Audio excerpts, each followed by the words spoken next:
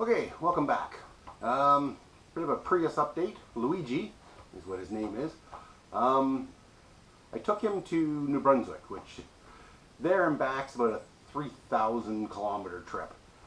And I hate to say it, I'm kind of impressed with a Prius. Never thought I'd say those words. We went there and back on 200 bucks for the gas, 3,000 kilometers. Just unbelievable. It's a good little grocery getter. Not a lot of power, but it keeps up with highway no problem. My brothers already accused me of being one of those people, talking about how great their Prius is, and I hate to admit it, it's super cheap on fuel. And it's a cute little car, so it's good for my wife to run around in and that, but for long trips, it saves a ton on gas. Is it exciting to drive? No, but the price of gas nowadays, you can't knock it. With that, no more Prius content. Let's get on with what we're here for. Welcome to Scrapyard Refugees. Okay, big news. I've entered the Round Headlamp Rally 1000. What is it? I'm sure you're asking yourself. It's very similar to the Lemons rallies, which if you followed me for any length of time, you'll know what they are. They're just a fun scavenger hunt type rally that goes from, well, Lemons tends to do multiple states. And it's, you gotta find quirky, weird roadside attractions, take a picture of it, post it on your Instagram, and that's how they track you. You follow along. My first one I did, which was the retreat from Moscow. Actually, I did that one twice. We started it around Pennsylvania, and you ended up in Alabama. And then I did I've done the one in Detroit, which again traveled to a few different states. You end up in Ohio, but the idea was the same. It's a lot of fun. They keep track of points, but really you're in it for fun. And if you win a trophy, it's usually a homemade trophy made of garbage, car parts or whatever. You're in it for the fun. You're not in it for any glory or points. And the Round Headlamp Rally is very similar. Lemons tends to have themes. You get bonus points for themes, which you don't have to do, but a lot of people do. Round Headlamp Rally doesn't seem to have a theme, or like encourage themes. From what I gather, because I haven't done this before, but it's you're given, you and a co-pilot are given instructions of where these checkpoints are, and you have to go find them and take pictures, post them. And it's 2 days. It tends to be, from what I understand, mostly Michigan, because they're based out of Michigan, and it was fairly small, from what I understand, and it's to raise money for the SPCA in Michigan. So that's all I know. But other than it's 1,000 kilometers long, and I have to travel 700 kilometers just to get there, do the rally in 1,000 kilometers, and then another 700 kilometers back. The only real, rule stipulation, Round Headlamp Rally indicates for cars with round headlamps, for older cars. And it's not a hard, fast rule. That's just kind of a line they say for older cars. This year, apparently, the rule they put in was anything with OBD2 and newer, which is around like 96 and newer. You can compete, but you don't get to compete for the trophies and the prizes. You can just do it for fun. But the idea is older cars. So I'm going to bring my 67 Plymouth Fury, Rosie. It fits the criteria, and I think she's ready for a good road trip. So hopefully it's ready. And that's what I'm going to be doing a lot of the next few videos on, is preparing the car. I've entered it with a friend I met on one of the Lemons rallies, Kenny, and who lives in Buffalo, New York. So I'm going to pick him up, or meet. We haven't figured that part out. We're going to pick him up, or I'm going to meet him there, or how we're going to work that yet. But he's my co-pilot, and that's what we're going to do. I heard about the rally through other people I've met on the Lemons rally, David Lang and John Zomer. They're involved in this rally as well, but I met them during the Lemons rally. So Lemons rally is kind of responsible for me getting into this one. So I'm looking forward to it.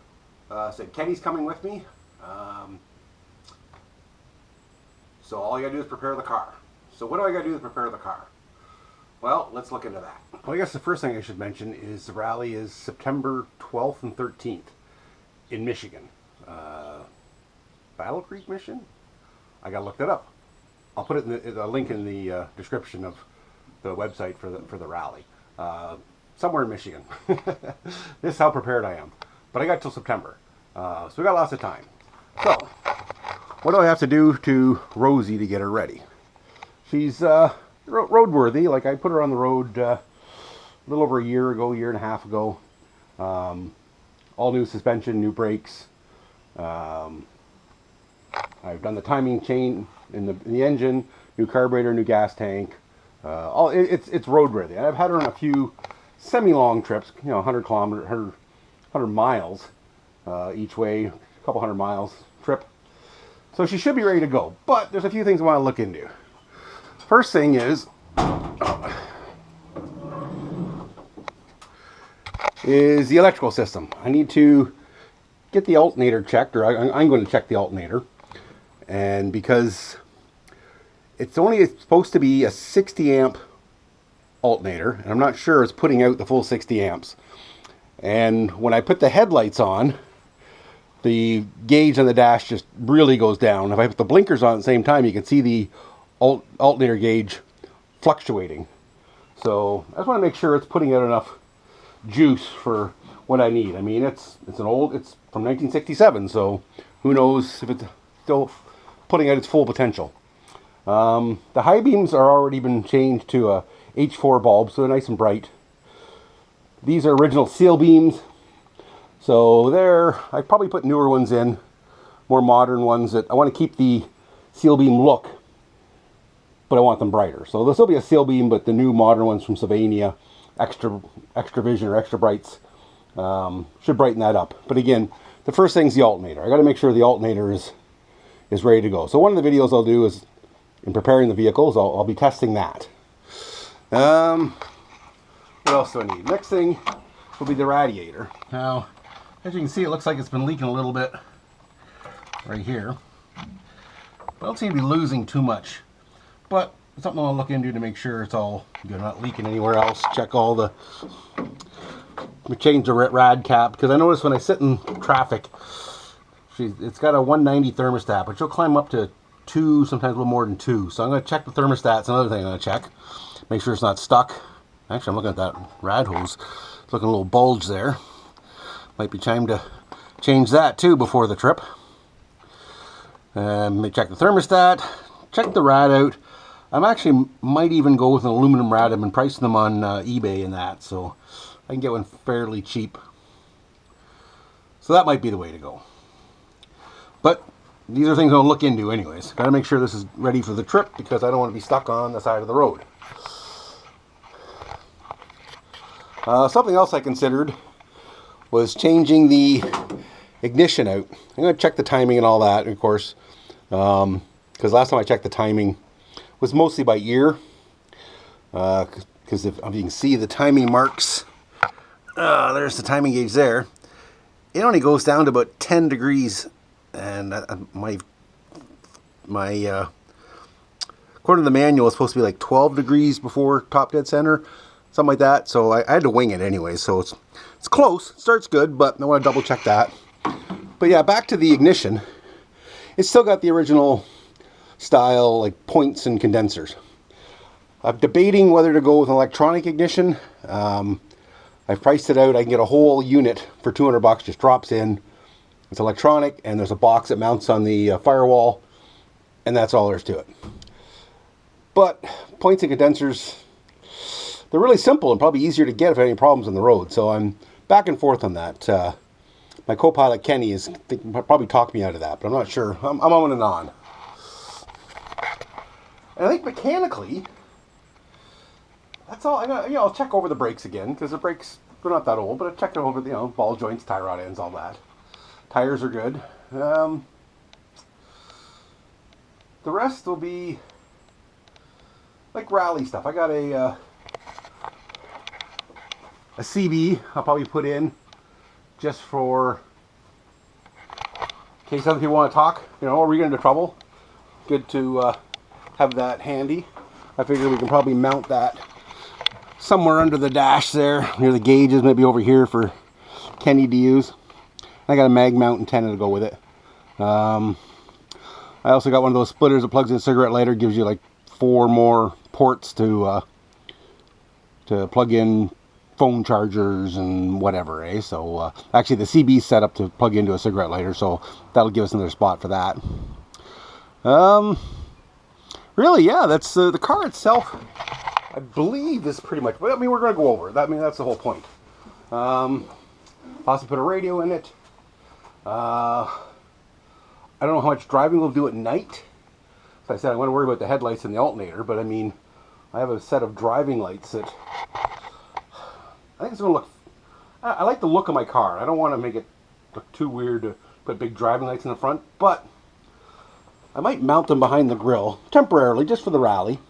Down here, lots of space. I think it'll come through the grille enough.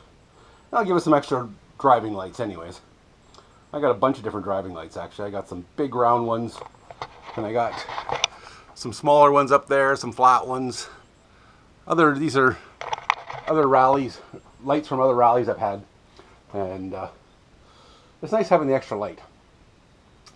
What else? We got to figure out the plan. Actually, is how we're going to get there, or how I'm going to get there. Probably it's shorter for me just to drive to where the rally is and have Kenny meet me there, because he's in Buffalo and the rally starts in Michigan.